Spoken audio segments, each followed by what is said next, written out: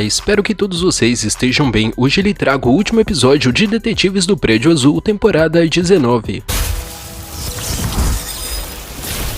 Incríveis estão acontecendo em Detetives do Prédio Azul, como todos os personagens que têm superpoderes no Prédio Azul, como o detetive, a sua incrível força, o detetive de capa verde ou até mesmo a incrível velocidade do detetive de capa amarela, sem se esquecer da incrível caneta que deixa qualquer um invisível dentro do Prédio Azul. Mas é claro, não podemos nos esquecer das duas gatas que na realidade são bruxas, que já conheciam a Dona Leocádia há muito tempo, e é claro, também não podemos nos esquecer da grande despedida, só que dessa vez é o final para sempre, para Berenice. No episódio em questão nos deparamos com todos os bruxos de Ondion perdendo seus poderes, mas é claro, ninguém sabe a causa exata do que está acontecendo, mas todos os bruxos estão começando a ficar completamente fracos. É claro, todos eles vão pedir ajuda para um dos melhores magos, que no caso é o Teobaldo, para resolver essa situação, que tiveram ajuda da Berenice e do Toby, que acabaram viajando para o outro mundo escondido para conseguir trazer a cura, ou melhor dizendo, trazer a amostra do que está acontecendo. Ok, voltando ao assunto principal, depois de tudo isso acontecer em Detetives do Prédio Azul, Toby mais a Berenice conseguem trazer amostras para o Teobaldo conseguir estudar, mas ele nunca conseguia estudar porque sempre havia alguma coisa que acabava acontecendo, como alguém sabotando o laboratório dele, como os besouros que acabaram simplesmente desaparecendo, sem se esquecer dos próprios convidados que estavam no Prédio Azul, que acabaram por acidente atrapalhando, como por exemplo, claro, depois disso um dos bruxos a fazer um doce que acabou vendo os besouros azuis e acabaram usando na receita para o doce. Como enorme influência da bruxa que estava controlando a brisa, fez com que a síndica do prédio esquecesse o seu rosto utilizando uma espécie de poção dentro do seu creme que ela utilizava como hidratante, para assim não se lembrar absolutamente nada, nem mesmo a aparência da própria bruxa. Claro, todo mundo podia notar isso. Por exemplo, Severino, que teve diversos nomes diferentes ao decorrer da série, fazendo com que ele mudasse de fantasia diversas vezes, sem se esquecer também do próprio problema dos detetives. No final da temporada número 18, o detetive de capa verde ajudou o Teobaldo a tentar combater um monstro conhecido como Mussodonte. É claro, essa não foi a pior parte, já que durante esse ato de coragem, sendo atingido no seu joelho, ganhando uma cicatriz, mas essa não foi a pior parte, já que no início da próxima temporada ele se depara com uma incrível força e uma cicatriz enorme, e é claro, suas unhas começaram a crescer e ele, como o único modo para conseguir esconder as suas unhas, ficava usando uma luva o tempo todo. De todo mundo desconfiar porque ele estava usando as luvas, ele falava que era por conta que assim ele poderia proteger as suas mãos de sujeira, sendo ele um maníaco por limpeza. Todo mundo acabou achando compreensível. Os detetives acabaram encontrando ele olhando a sua cicatriz. Quando os detetives foram tentar ajudar o detetive Zeca, como por exemplo tentar pegar algumas poções no laboratório do Teobaldo, algo inacreditável acabou acontecendo, já que uma poção acabou caindo nos tênis do detetive de capa amarela e ele acabou ganhando a sua super velocidade. É claro, além disso, não podemos nos esquecer da Brisa, que foi uma das bruxas mais prejudicadas, porque ela era controlada o tempo todo por uma mulher que na realidade era uma bruxa disfarçada, queria ser a babá dela. Enquanto isso, a sua mãe estava ajudando as pessoas da outra dimensão e ela utilizava um guizo no lugar do seu colar e começando a sabotar o laboratório do Teobaldo, até mesmo tudo começando a acontecer no Prédio Azul. Em um certo momento ela ficou extremamente curiosa pela síndica do prédio por ela ter ganhado um campeonato de vassouras. Uma das corredoras de vassouras mais rápidas da outra dimensão, ela ficou completamente contente com isso, mas quando a detetive Mel foi investigar a Brisa, ela estava rabiscando um folheto onde falava sobre a síndica do prédio, que ela era uma das maiores campeões. Ela fala que detesta a síndica do prédio, demonstrando como ela estava completamente controlada, e é claro, a detetive Mel consegue tirar o guizo do pescoço dela. Assim ela acaba voltando completamente ao normal, mas é claro, ela não se lembrava de absolutamente nada que estava acontecendo. Falar sobre a Mel, a Brisa precisava de uma caneta para poder desenhar e ela acaba pegando a caneta da Mel emprestada sem pedir, mas quando ela estava fazendo uma poção, ela acabou deixando a caneta dela cair dentro do caldeirão, e é nesse momento que a caneta da Mel tem um efeito colateral, como por exemplo desaparecer qualquer tipo de coisa, mas é claro, ela fica muito contente e ela acaba usando isso para investigar um pouco mais a fundo tudo que estava acontecendo dentro do Prédio Azul.